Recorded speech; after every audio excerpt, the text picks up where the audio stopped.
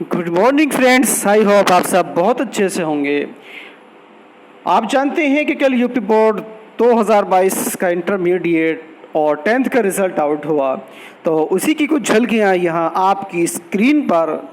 UP board बेटियाँ फिर आगे, हाई स्कूल में 91.69 और इंटर में 90% छात्राएं पास। तो यूपी बोर्ड 2022 में पास होने वाले सभी छात्र एवं छात्राओं को smart education centre YouTube channel की जानिब से बहुत बहुत मुबारकबाद, हार्दिक हार्दिक बधाइयाँ। उम्मीद करते हैं कि आप अपने फ्यूचर में, अपने भविष्य में नई नई ऊंचाइयों को, नई नई बुलंदियों को छुएंगे।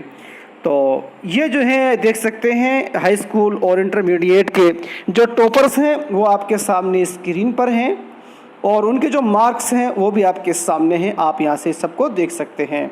आइए अब आपको लिए चलते हैं आज की कुछ और बड़ी अपडेट्स जो कि दैनिक रोजगार और दूसरी शैक्षिक जगत से जुड़ी हुई हैं।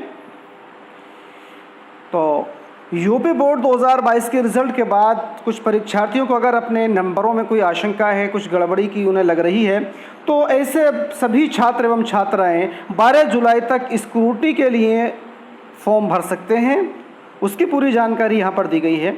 माध्यमिक शिक्षा परिषद ने हाई स्कूल और इंटरमीडिएट का परिणाम जारी करने के साथ ही स्क्रूटनी फॉर्म भरने की अंतिम तिथि भी घोषित की है।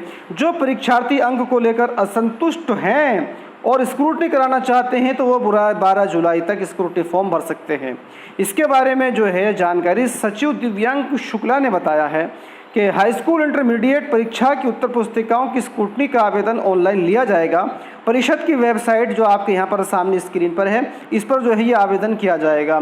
आपने अगर यूपी बोर्ड 2022 का एग्ज़ाम दिया है और आपका रिजल्ट आया है और आप रिजल्ट से असंतुष्ट हैं कि आपको लग रहा है कि आपका एग्ज़ाम बहुत अच्छा हुआ था और आपके जो नंबर हैं उसके हिसाब से नहीं आपको अंक कम मिले हैं, तब आप स्क्रूटनी फॉर्म जो है 12 जुलाई तक ऑनलाइन upmsp.edu.in पर जा करके इसको जो है आप भर सकते हैं। आइए एक और बड़ी अपडेट की तरफ आपको अब हम लिए चलते हैं।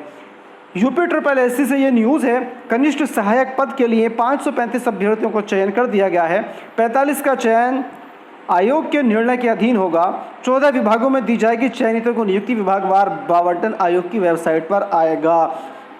तो उत्तर प्रदेश अधीनस्थ सेवा चयन आयोग ने सम्मिलित कनिष्ठ सहायक व कनिष्ठ लिपिक की प्रतियोगात्मक परीक्षा 2016 द्वितीय के तहत 16 विभागों के नियंत्रण के अधीन इन 548 पदों में से 14 विभागों में 535 पदों की चयन की सूची जो है वो जारी कर दी गई है।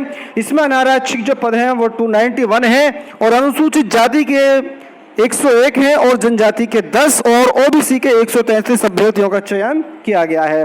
तो 2016 से आज 2022 से 6 साल के अंतराल के बाद आखिरकार ये जो है चयनितों की जो है सूची यूपी ट्रिपल एससी से जारी की गई है। इन सभी को हमारी तरफ से बहुत बहुत मुबारकबाद।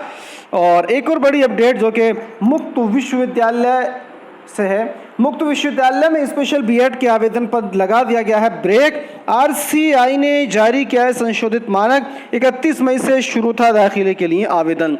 उत्तर प्रदेश राजर्षि टंडन मुक्त विश्वविद्यालय के शैक्षिक सत्र 2022-23 में स्पेशल बीएड के लिए जा रहे ऑनलाइन आवेदन पर शनिवार को ब्रेक लगा दिया गया। पुनर्वास परिषद नई दिल्ली ने संशोधित मानक एवं विनियम 2021 जारी किया है। अब इसके मानक के अनुसार नए सिरे से आवेदन लिए जाएंगे। और आरआरबी एनटीपीसी सीबीटी 2 की अगले माह जारी होगी उत्तर कुंजी। सीबीटी 2 दे चुके अभ्यर्थियों को आपत्ति दर्ज करवाने का भी मिलेगा मौका। रेलवे भर्ती बोर्ड आरआरबी के non technical popular category NTPC के लिए लेवल 2, 3 और 5 के लिए हुए कंप्यूटर बेस्ड जो टेस्ट सीबीटी 2 की आंसर की अगले माह जारी होगी। इसकी तैयारियों में प्रशासन जुट गया है। साथ ही साथ इसमें अभ्यर्थियों से जो है आपत्तियां भी मांगी जाएंगी। आइए एक और बड़ी अपडेट की तरफ आपको लिए चलते हैं। अग्निवीरों को 10% आरक्षण। आप जानते हैं कि आजकल पूरा भारत जो है वो इस अग्निपथ की आग से दहक रहा है, जल रहा है और तमाम तरफ अफरा तफरी मची हुई है। रेलवे स्टेशनों को निशाना बनाया जा रहा है, ट्रेनों को जो है जलाया जा रहा है, थानों को जलाया जा रहा है, गाड़ियों को जलाया जा रहा है, सिर्फ इस वजह से चूँकि केंद्र सरकार ने अग्निपथ योजना के तहत आर्मी में, जो सेना में भर्ती का जो टाइम है वो घटा करके सिर्फ 4 साल कर दिया है और सैलरी भी कम कर दी गई है। इसी बात से जो है युवा जो है वो नाराज़ है, निराश है और अपना गुस्सा जो है वो इस तरह से आगजनी करके दिखा रहा है। सभी युवाओं से अपील है कि इस तरह की आगजनी ना करें, कानून व्यवस्था को अपने हाथों में ना लें, अपनी बात शांतिपूर्वक सरकार तक पहुंचाएं, सरकार आपकी बात ज़रूर सुनेगी। तो उसके बाद भी हंगामा हुआ है, तब सरकार बैकफुट पर है और इसी की तरह रोज़ रोज़ इसके लिए नई नई घोषणाएं कर रही है। अब रक्षा मंत्रालय की नौकरियों CAPF असम राइफल्स में होगा कोटा, आयु सीमा 5 साल की छूट। कई मंत्रालय, विभागों व राज्य सरकारों ने भी सहूलियतों का क्या है ऐलान। तो 10% आरक्षण जो है अग्निवीरों को इन प्रतियोगी परीक्षाओं की भर्तियों में दिया जाएगा। और इस तरह की लगातार घटनाएं जो है वो आगजनी की जो वो हो रही है, जैसे कि आप देख रहे हैं ये जो आग है ये आप देख रहे हैं यूपी के जौनपुर उपद्रवियों ने वाहन के आग के हवाले किया है।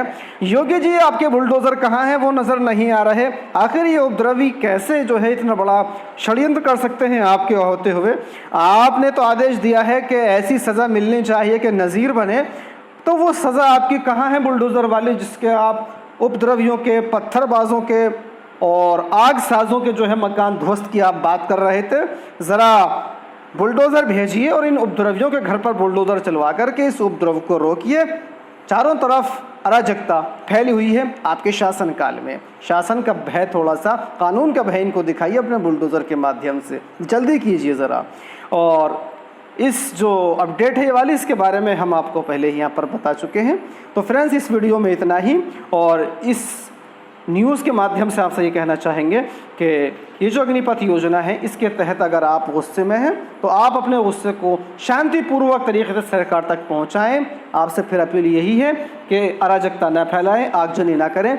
इससे आम जन को बहुत ज़्यादा परेशानी का सामना करना पड़ रहा है। जो संपत्ति आप जला रहे हैं ये सब आप ही की है, क्योंकि आप सबके और हमारे पैसे से ही इस सबको बनाया गया है। तो फ्रेंड्स, अगर ये वीडियो अच्छी लगे तो लाइक कीजिएगा, शेयर कीजिएगा और चैनल को सब्सक्राइब करना ना भूलिएगा। Thank you.